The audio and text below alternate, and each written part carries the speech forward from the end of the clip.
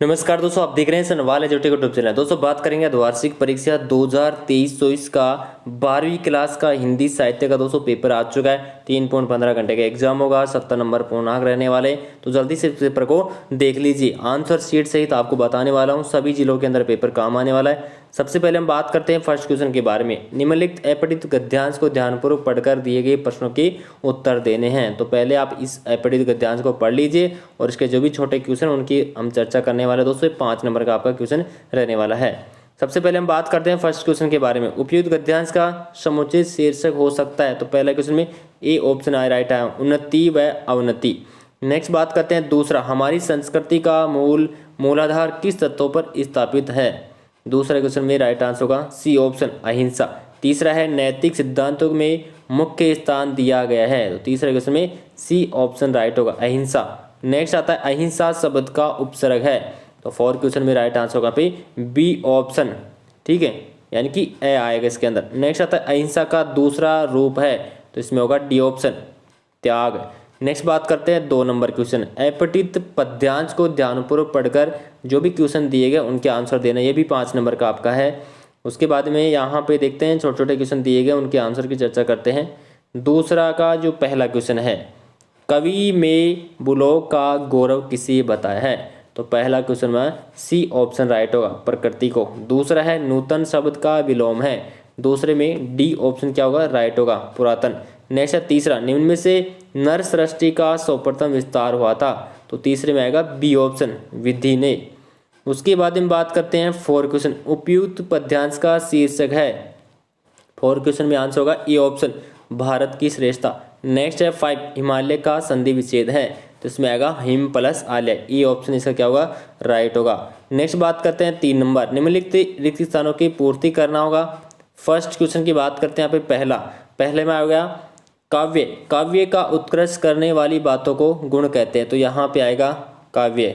Next बात करते हैं 2 नंबर, काव्यार्थी तब होगी मिले हूँ जब पिए आप। पंक्ति में काव्य दोष है। दूसरे क्वेश्चन में आंसर होगा श्रुति कटुम्ब, ठीक है, श्रुति कटुम्ब होगा। नेक्स्ट आता है तीसरा, कली से कहता था मधुमास बता दो मधुरी का मोल अलंकार। तो इसमें आएगा मानवीकरण अलंकार, मानवीकरण।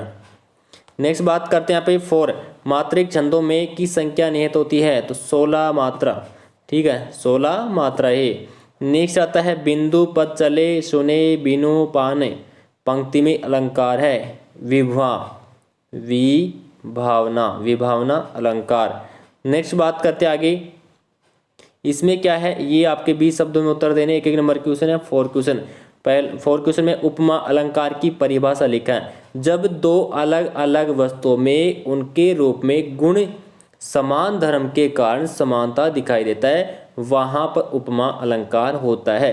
नेक्स्ट आता है 5 क्वेश्चन, कहती हुई यो उत्तरा के नेत्र में जल से भार हिम के कणों पे पूर्ण मानो हो गई पंकज गई।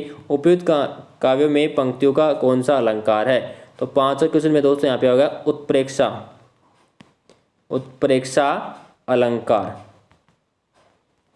ठीक है। उसके बाद हम बात करते हैं नेक्स्ट क्वेश्चन आता है यहाँ पे 6 नंबर, संपादकीय लिखने का दायित्व किनका होता है। तो 6 में राइट आंसर होगा संपादक का, ठीक है, इसमें क्या आएगा संपादक का। नेक्स्ट बात करते हैं 7, विचारपूर्ण लेखन का क्या होता है। तो 7वें क्वेश्चन का आंसर होगा पे विचारपूर्ण, किसी व्यक्ति स्थान स्थिति या घटना पर तथ्यों के स्थान विचार को केंद्र में रखकर बनाया गया फीचर वैचारिक फीचर कहलाता है। इसके लिए फीचर व्यक्ति स्थान यह स्थिति के आधार पर स्वेच्छा से चुना जा सकता है। नेक्स्ट आता है 8 नंबर, साक्षात्कार यानी कि इंट्रो से आपके क्या समझते हैं। सामान्यतः 2 या 2 से अधिक व्यक्तियों द्वारा किसी विशेष उद्देश्य से आमने सामने की गई बातचीत का साक्षात्कार कहा जाता है। 9 क्वेश्चन की बात करते आगे, सरोज स्मृति में निराला ने कविता में किसका बिंब विधान किया है। तो 9 क्वेश्चन का आंसर होगा पे दार्शनिक विधान।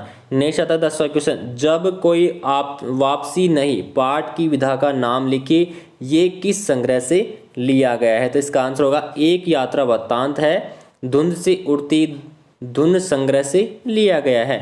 और उसके बाद में दोस्तों बात करते हैं यहाँ पे 11 नंबर क्वेश्चन।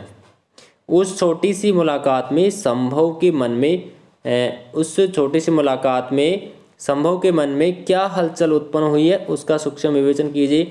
संभव एक नौजवान था और उसके पहले किसी लड़की से उनके दिल की दस्तक नहीं दी थी। अचानक पारो से मुलाकात होने पर उसे किसी लड़की से प्रति प्रेम की भावना जागरूक हुई। नेक्स्ट बात करते हैं 12 नंबर क्वेश्चन। कच्चा चिट्ठा पाठ का मूल विषय क्या है? इसका आएगा, इसमें लेखक के जीवन से जुड़ी उन घटनाओं का लेखा जोखा प्रस्तुत किया है जो इलाहाबाद संग्रहालय के लिए दुर्लभ व बहुमूल्य वस्तुओं के एकत्रित करके अवधि घटती रहती है। नेक्स्ट 13 नंबर, किसी कहानी का केंद्रीय बिंदु क्या होता है? कथानक। अब आते हैं दोस्तों आपके बड़े बड़े क्वेश्चन यहाँ पे, ठीक है। 14 से लेकर 27 तक आपकी 40 शब्दों की सीमा रहने वाली है और ये होगा आपका 21 नंबर का क्वेश्चन रहेगा टोटल 14 से 21 तक। पत्रकारिता लेखन में किन किन बातों को ध्यान में रखना चाहिए?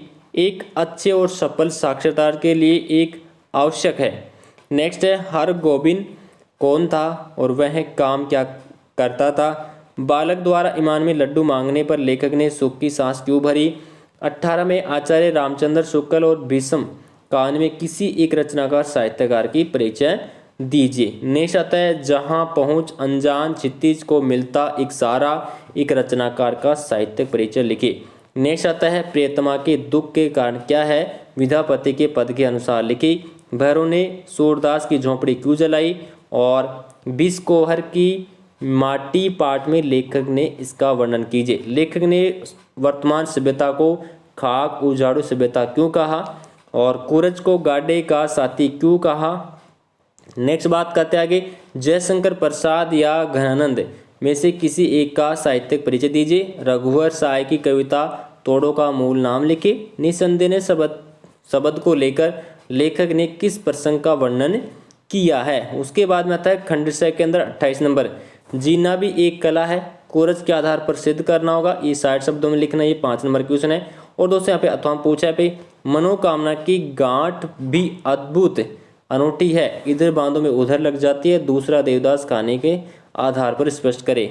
29 है, गीतावली से संकलित पद राधो एक बार फिर बावे में नीत करुणा और संदेश को अपने शब्दों में व्यक्त कीजिए। और इसमें है, सखी की पूंसी अनुभव मोह से है परितय अनुराग, भरमानीय तिल तिल नूतन होय, विद्यापति का इस कथन का भावार्थ लिखिए। ठीक है, उसके बाद में नेक्स्ट क्वेश्चन आता है 30 से, सूरदास की झोंपड़ी कहानी द्वारा लेखक ने क्या संदेश दिया है? 5 नंबर क्वेश्चन है। और अथवा के अंदर पूछा पे, लेखक ने अपना मालवा खाऊ उजाड़ू सभ्यता में पाठ में क्या संदेश दिया है? खंड द की बात करते 31 नंबर क्वेश्चन, पंक्ति काव्यांश में से किसी एक पर क्या लिखनी होगी? सह प्रसंग सहित व्याख्या करेंगे। ये दोस्तों आपको कितने नंबर का है? 4 नंबर का यहाँ पे क्वेश्चन दिया गया है और अथवा के अंदर भी यहाँ पे दे रखा है। उसके बाद में 32 नंबर आता है, पठित गद्यांश में से किसी एक पर आपको सह प्रसंग सहित व्याख्या लिखनी होगी। ये 5 नंबर का क्वेश्चन है, तो दोनों में से आपको एक क्वेश्चन यहाँ पे हल करना होगा। नेक्स्ट आता है 33, जो लास्ट क्वेश्चन है, आपको एक विषय पर क्या लिखना होगा? निम्न लिखना होगा 4 शब्दों के अंदर। भर्ती, तकनीक, सुविधा, समस्या, मेरा प्रिय कवि, मेक इन इंडिया, राजस्थान में पर्यटन। ठीक है, तो ये पेपर आपका क्या हो चुका है दोस्तों? कंप्लीट हो चुका है। आपके एग्जाम होने वाले, उसके लिए बहुत काम आने वाला पेपर रहेगा। और लाइक से सब्सक्राइब जरूर कर लेना। धन्यवाद।